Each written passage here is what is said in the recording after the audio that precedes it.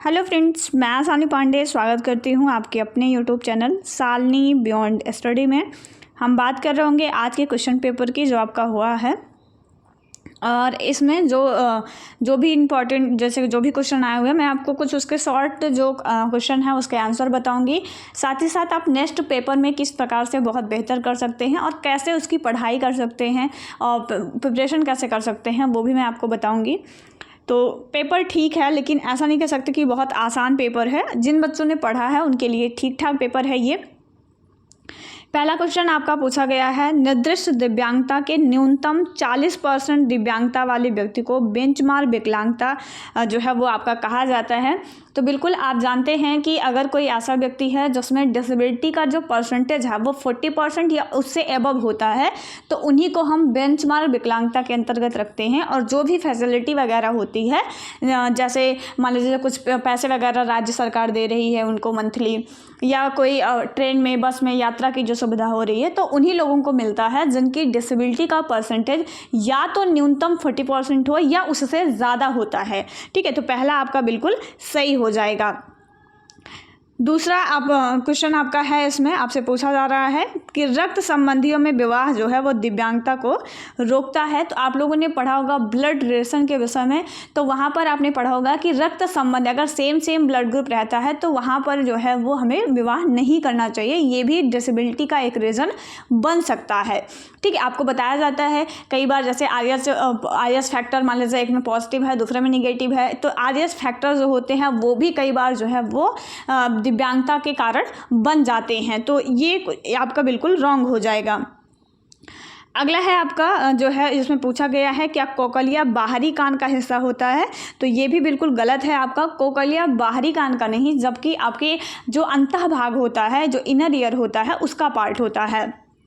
अगला क्वेश्चन है आपका, भारतीय पुनर्वास परिषद पुनर्वास सेवाओं कर्मियों के पंजीकरण के लिए केंद्रीय पुनर्वास रजिस्टर बनाए रखती है।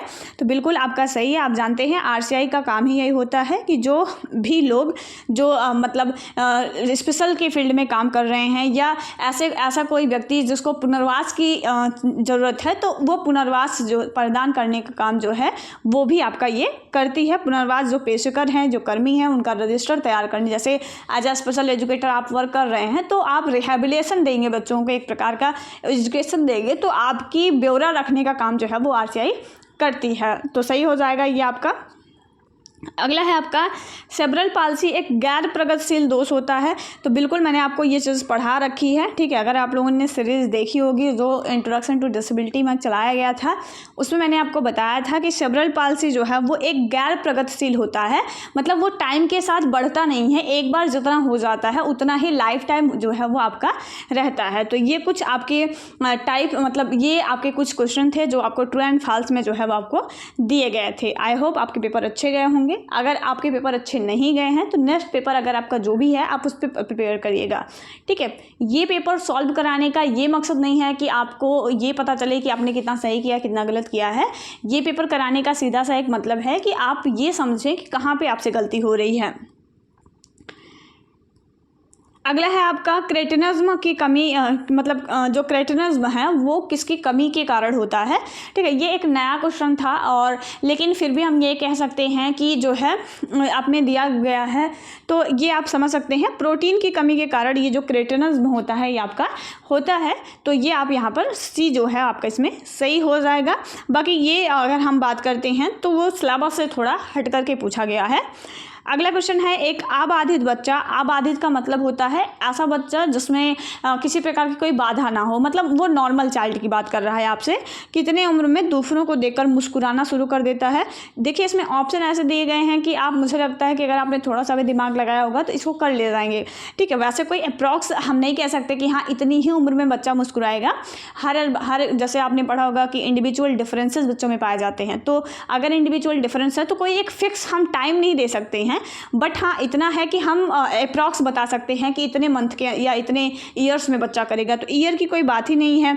अब बच्चे के मुस्कुराने की बात है तो आप जानते हैं बच्चा बहुत छोटा रहता है, घर का बच्चा तो मुस्कुराना स्टार्ट कर देता है। तो जो सबसे मिनिमम समय दिया गया होगा, जैसे इसमें दिया है 1 से लेकर 4 माह, तो लगभग 2 मंथ या 3 मंथ का बच्चा जो होता है वो मुस्कुराना शुरू कर देता है। तो ये आपका फर्स्ट ऑप्शन यहाँ पर सही हो जाएगा।